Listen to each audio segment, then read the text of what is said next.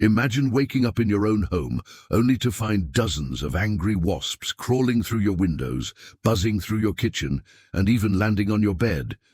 That's what happened to me when my HOA's construction project turned my condo into a nightmare. Instead of fixing the problem, the HOA told me it was my fault, claiming the yellow jackets were already living inside the walls all along. But here's the twist. It took the threat of a lawsuit to finally force them into action, and until then I had to fight back on my own, one shocking zap at a time. I never thought that renting a condo would turn into the most frustrating experience of my life. When I first moved in, I felt lucky. The building was in a decent neighborhood, the rent was manageable, and even though the place was part of I thought that would at least guarantee things would be well maintained. I was wrong. Last summer, everything changed when the HOA announced that they were finally replacing all the old wooden decks on the condos. At first, it sounded like a good thing.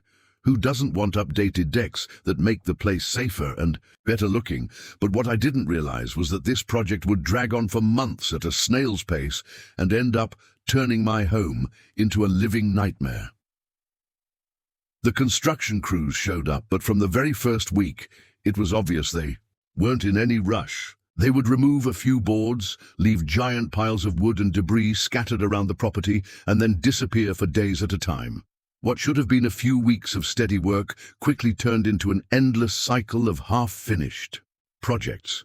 My deck was torn apart, and the walls of the building were left exposed with siding pulled off in huge sections.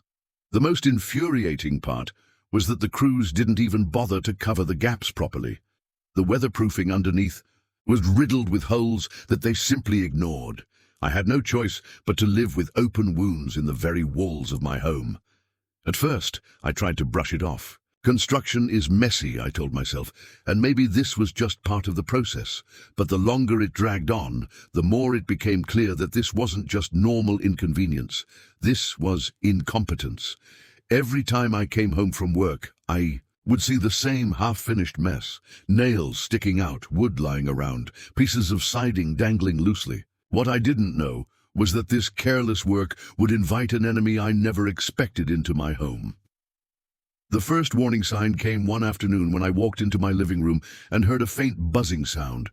At first I thought maybe it was just a fly, but then I saw it, an angry yellow jacket hovering near the window. I killed it and thought nothing of it. But the next day there were 3, the day after that, 7. Soon, it wasn't just 1 or 2 stray insects finding their way inside. I was dealing with a full-scale invasion. Yellow jackets were pouring in from somewhere inside the walls.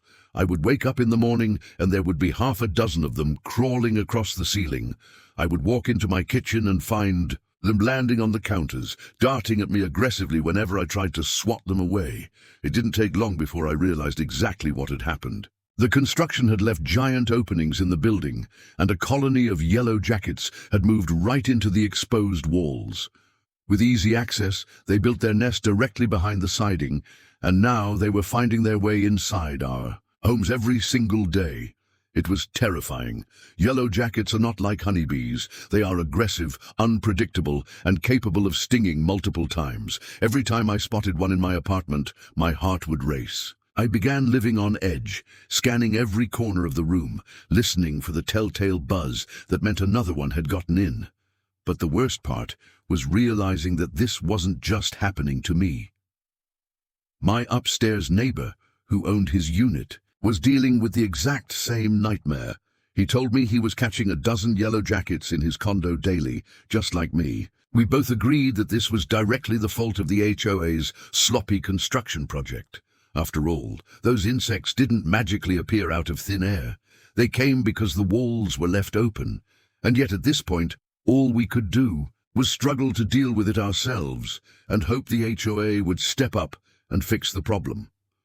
What started as a routine renovation project had now turned my home into something I dreaded returning to. I couldn't relax, I couldn't sleep properly, and I lived in constant fear of being stung. And with every passing day, as the construction crews failed to make progress, the yellow jackets grew more bold and more numerous. I didn't know it then, But this was only the beginning of a fight that would expose just how careless, unprofessional, and downright negligent my HOA really was. The thing about problems like this is that they don't start with chaos all at once. They creep in slowly, quietly, until one day you wake up and realize you're living in the middle of a disaster. That's exactly how it felt when the yellow jackets began to take over my condo. At first it was just the occasional insect, and I thought maybe they were just getting in through a small crack near the window. But the numbers kept increasing, and before long it was obvious that this was not some minor nuisance. This was a full-blown infestation. Every single morning I would wake up and see them crawling on the walls. I started keeping a rolled-up magazine next to my bed just so I could kill the ones that wandered into my bedroom overnight. The sound of buzzing became a constant background noise, and no matter how many I killed, more kept appearing. I knew they were coming from inside the walls, but what unsettled me most was how easily they were finding ways inside. It was almost as if my home wasn't a home anymore. It was just a nest that I happened to be living inside of. The scariest moment came one night when I was sitting in the living room and I felt something brush against my neck. I reached up instinctively and felt a sharp sting. I jumped up in pain and slapped it away, only to see a yellow jacket fall to the ground. That was the moment it hit me. This wasn't just about inconvenience. This was about safety. These insects were aggressive and unpredictable, and I was now being forced to share my home with them because of the HOA's incompetence. What made things worse was realizing just how large the colony must have been. My upstairs neighbor knocked on my door one afternoon looking frustrated and exhausted. He said, "You too, huh? I'm catching a dozen of these things every single day." Hearing that confirmed my worst fear. This wasn't some tiny nest. This was a massive colony that had moved into the siding of the building, right between our units. The construction crew had left giant holes in the weatherproofing, and the yellow jackets had taken advantage of it. They weren't going anywhere, anytime soon. From that point on, every day felt like a battle. I couldn't even enjoy a meal without one of them dive-bombing my plate. Cooking dinner meant constantly swatting them away. Sitting down to watch TV meant glancing nervously at every shadow on the wall. I started carrying a cup and a piece of cardboard just to trap them when they flew near me. My home no longer felt like a place of comfort. It felt like a battlefield. The psychological toll was just as bad as the physical danger. I couldn't relax, I couldn't concentrate, and I couldn't even invite friends over. How could I explain to someone that stepping into my condo meant dodging angry wasps flying straight at your face? Even sleeping became difficult. I would lie awake, imagining them crawling through the cracks, waiting to sting me again. Meanwhile, the construction crew seemed oblivious. They came and went, tearing things apart, leaving debris and never addressing the glaring issue. It was as if no one cared that the building itself had turned into an insect nest. My frustration kept growing with every day that passed. I wasn't just annoyed. I was starting to feel trapped. I thought about how ridiculous it was. I was paying rent every month, just like clockwork, while being forced to live in conditions that were downright unsafe. The HOA existed for one reason: to maintain the property and protect the residents. Instead, their careless project had turned my home into something out of a nightmare. And as I swatted away yet another yellow jacket buzzing past my face, I started to realize that this problem wasn't going to magically fix itself. If the HOA didn't take responsibility, I was going to be stuck living like this indefinitely.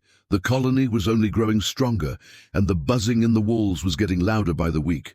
You could literally hear it if you pressed your ear against the drywall, a low, menacing hum of thousands of insects living right on the other side. It was the kind of sound that made your skin crawl and your stomach sink. That was when I realized this was no longer just an inconvenience. This was a crisis, and if the HOA refused to act, someone was going to get seriously hurt by this point. My patience had completely run out. I wasn't just annoyed anymore. I was scared, exhausted, and angry. My upstairs neighbor and I finally agreed that we couldn't keep living like this. Every day we were dealing with dozens of yellow jackets inside our homes, and every day the colony in the walls seemed to grow larger and more aggressive. We decided to do what anyone in our position would do. We reached out to the HOA. After all, This was their responsibility. They had hired the construction crew, they had overseen the project, and it was their negligence that created the problem in the first place. Surely, once they heard what was happening, they would act quickly to fix it. At least, that's what we thought. We wrote emails, we made phone calls, we explained the situation in detail. We told them about the open walls, the holes in the weatherproofing, the constant stream of yellow jackets entering our units. We even emphasized the danger, pointing out that yellow jackets aren't just a nuisance. They're aggressive insects that can sting multiple times and cause serious harm, especially to anyone allergic. I imagined that once the HOA heard words like safety hazard and liability, they would take immediate action. But the response we got back left us speechless. Their official reply was almost laughable in its absurdity. They told us, and I quote, "The yellow jackets were already living in the walls. The construction crew only released them." I sat there staring at the message, trying to process the logic. According to them, these insects had been living peacefully inside the sealed walls of the building all along, never bothering anyone, and the construction just happened to set them free. It was the most ridiculous excuse I had ever heard. Anyone with common sense knows that yellow jackets can't survive sealed inside walls without access to the outside world for food and water. They had moved in because the construction created massive openings. Yet here was my HOA, looking me in the eye and essentially telling me this wasn't their problem. The anger I felt in that moment is hard to describe. Not only were they refusing to take responsibility, they were insulting our intelligence with an excuse that a child could see through. It was gaslighting at its finest. They wanted us to believe that what we were experiencing wasn't really their fault, and that maybe we were just overreacting. Meanwhile, I was killing a dozen yellow jackets a day inside my home and living in constant fear of being stung again. I tried pushing back. I explained as calmly as I could that this wasn't just an inconvenience, it was a dangerous situation. I told them about getting stung in my own living room. I told them about the buzzing in the walls that kept me up at night. I even told them that my neighbor and I both believed the infestation was directly linked to the gaps left open by their construction crew. But no matter what we said, the HOA acted like it wasn't urgent. They brushed it off, as though this was just one of those things you had to live with. That attitude only added to the frustration. HOAs are supposed to exist to protect residents and ensure the community is livable. Instead, they were doing the exact opposite. They were dismissing our complaints, shifting blame, and leaving us to deal with a situation that was not only miserable, but dangerous. Every day I felt like I was losing my mind, fighting a battle that I didn't create, while the very people responsible sat in an office writing excuses. My neighbor, who owned his condo, was even more furious than I was. For me, it was a rental, and while that didn't make the problem any easier, at least I wasn't tied financially to the property. But for him, this was his investment, his home, and his responsibility as an owner to deal with an HOA that seemed determined to pretend nothing was wrong. We spent countless evenings venting about the absurdity of it all, shaking our heads at how little the HOA cared about what we were going through. Looking back, I realized this was the breaking point. This was the moment when the story stopped being just about a pest problem and became about something much bigger. The way HOAs can abuse their power, ignore their responsibilities, and leave residents to suffer. They thought they could dismiss us with a ridiculous excuse and that we would simply give up. But what they didn't realize was that my neighbor and I weren't going to back down so easily. They had created this problem, and one way or another, they were going to be held accountable. There's a point in every fight where frustration turns into determination, and that's exactly what happened here. After weeks of dealing with constant buzzing, stings, and sleepless nights, we both realized that polite complaints and reasoned arguments weren't going to get us anywhere.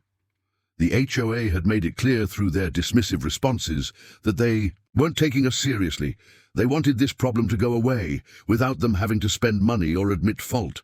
But they underestimated just how far my upstairs neighbor was willing to go. Unlike me, he wasn't just a tenant.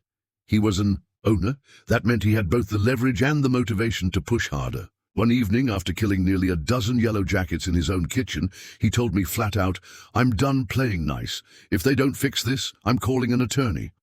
At first, I wasn't sure if he was serious. But then I saw the look on his face. This wasn't an empty threat.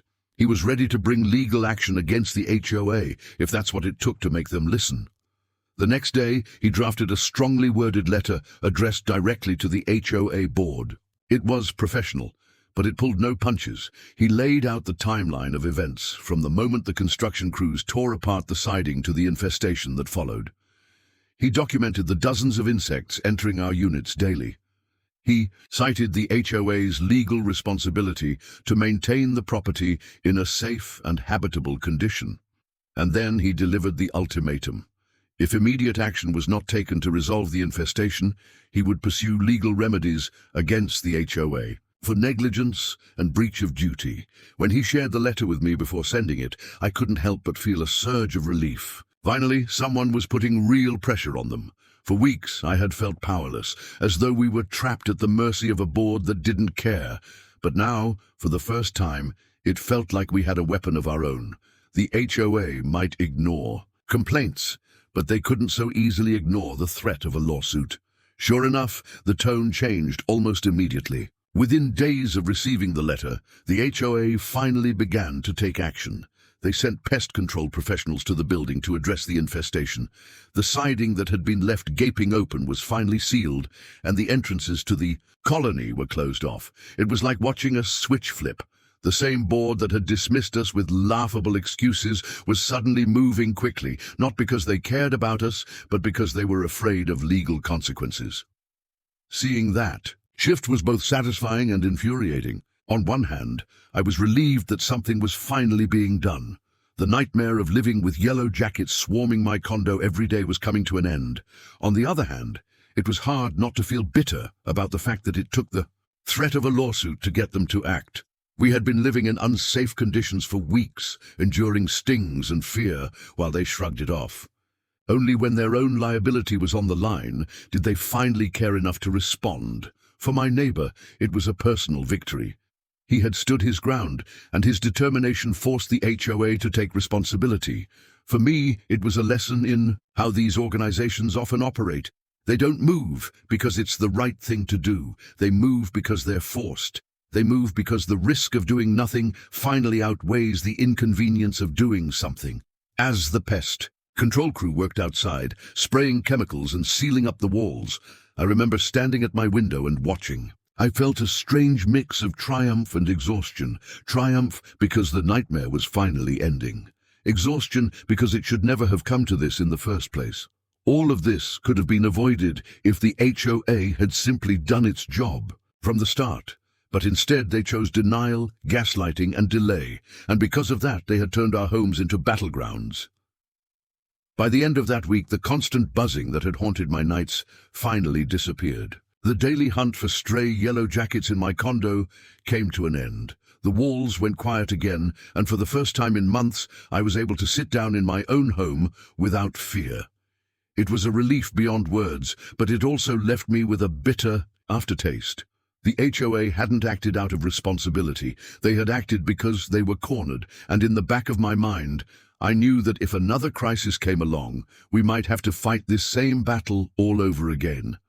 When the last of the siding was finally sealed and the pest control crew had packed up their equipment, I stood in my condo in complete silence. For weeks, that low, menacing hum inside the walls had been a constant reminder that I was living in the middle of an infestation. For weeks, every shadow out of the corner of my eye made me jump, every buzz made my heart race, and every day brought new stings and frustration. But now, for the first time in what felt like forever, the walls were quiet.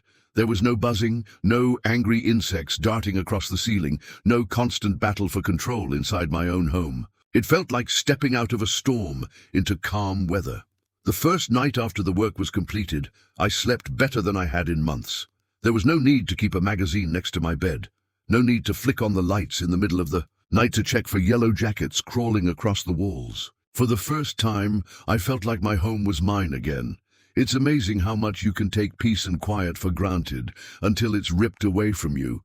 Living under siege from those insects had changed the way I felt about my own space, and regaining it felt like a victory. But while the infestation itself was gone, the anger toward the HOA lingered. My neighbor and I both knew that none of this had to happen.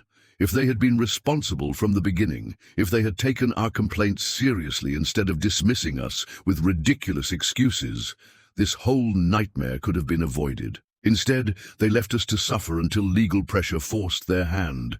It was a bitter reminder that sometimes the very organizations meant to protect homeowners and tenants end up being the source of the greatest problems. Still, there was a small comfort in the aftermath. Out of desperation, I had bought myself a little weapon, one of those electric tennis racket-style zappers designed to kill flying insects.